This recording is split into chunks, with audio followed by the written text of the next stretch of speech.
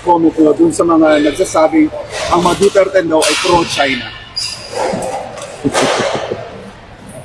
Alam mo, yun ang pinaka nakakatawang. Una na, sana po mag-research po yung mga taong nagsasabi nito kung sino ang mga lumalaban sa komunista dito sa Pilipinas. Ito, kapag sinabi nyo kasing komunista, yung adhikaing parehas. Pareho yung pinanganak dito sa Pilipinas.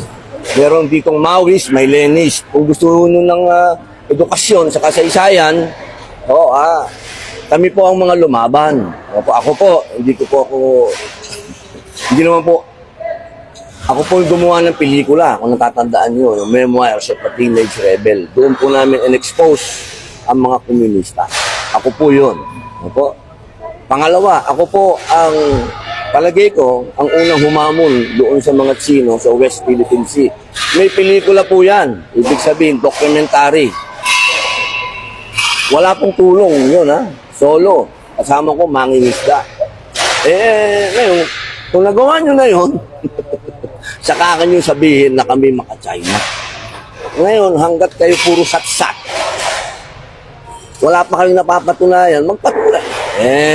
Ang bihira dito sa Pilipinas, magaling ka lang mag-English kasi ikaw na yung magaling pasensya na kayo, hindi tayo masyadong magaling dyan.